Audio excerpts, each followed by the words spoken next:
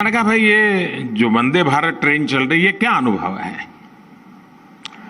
और ऑक्यूपेंसी कैसे रहते। अरे बोले साहब इतनी उसकी मांग है कि हमें कम पड़ रहे हैं। चीन को हमारे देश के प्रधानमंत्री श्री नरेंद्र मोदी जी ने रेल के 39,000 पहिए बनाने का ठेका दिया है। कितना? 39,000 रेल के पहिए। इकोनॉमिक टाइम्स ने सूत्रों के हवाले से जो खबर दी है उसके मुताबिक वंदे भारत, जो कि वंदे मातरम के नाम से शुरू की गई थी, वंदे भारत ट्रेन में लगने वाले 39,000 ट्रेन के पहियों का ठेका चीन की एक कंपनी को दिया गया है। ये जो वंदे भारत ट्रेन है इसका नाम जो है वंदे मातरम से लिया गया है। अब आप कहेंगे कि ये कैसा पागलपन है कि जो देश हमारी सरजमी पर बुरी तरह नजरें गड़ाए हुए है उसे ही इतना बड़ा ठेका दे दिया।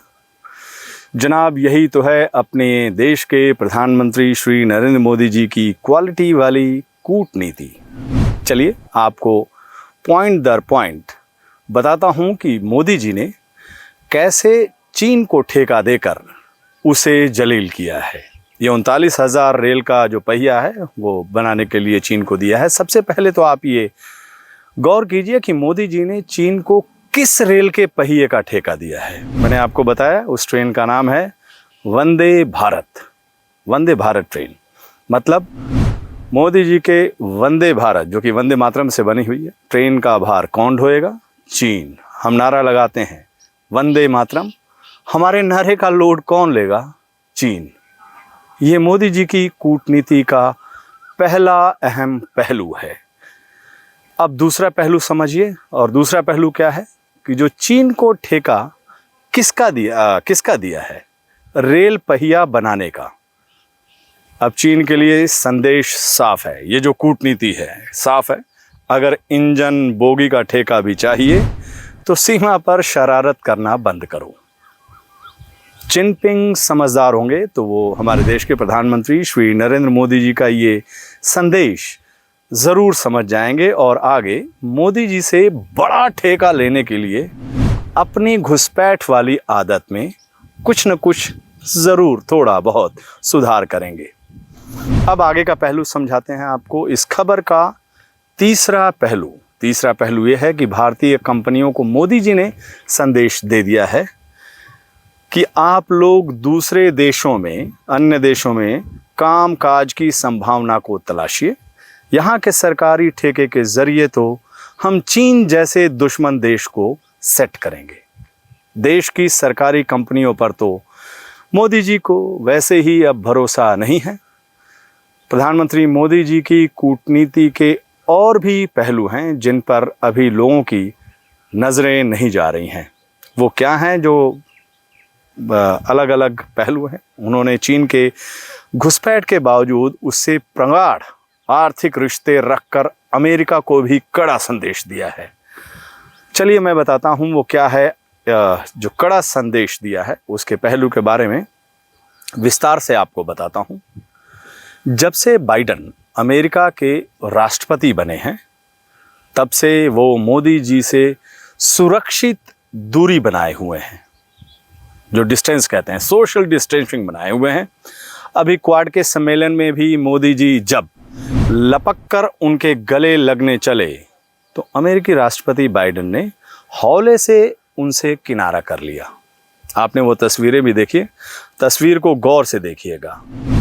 ये तस्वीर वहीं की है। मोदी जी किस अंदाज में बाइडेन की तरफ बढ़ रहे हैं, लेकिन देखिए बाइडेन साहब किस अंदाज में उनसे कन्नी काट रहे हैं। तस्वीर को बहुत ध्यान से देखिएगा।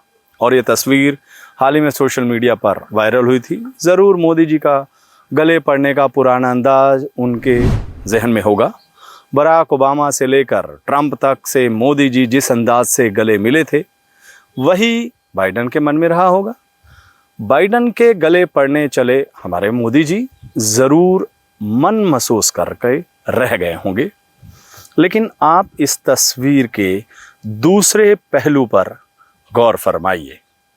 अब जब बाइडेन साहब को ये खबर मिली होगी कि भारत देश के प्रधानमंत्री श्री नरेंद्र मोदी जी ने रेल पहिए का ठेका चीन को दिया है तो वो कैसे तिलमिलाए होंगे। मुझे पूरा विश्वास है अब जो अमेरिकी राष्ट्रपति हैं बाइडेन साहब हैं वो भी समझ गए होंगे कि मोदी जी से ठेका लेना है तो फिर उनसे गले मिलना ही होगा। ये मोदी जी का कूटनीति का वो पहलू है जिसकी जितनी तारीफ की जाए उतनी कम है और तारीफ करनी भी चाहिए। मोदी जी, मुझे पूरा विश्वास है, अटूट विश्वास है कि चीन को रेल का ठेका देकर आपने कूटनीति के क्षेत्र में जो मिसाल कायम की है उससे दूसरे देश ज़रूर प्रोत्साहित होंगे और प्रेरणा भी लेंगे। आप दुश्मन देश के साथ अपनी कूटनीति को इसी तरह परवान चढ़ाते रहिए।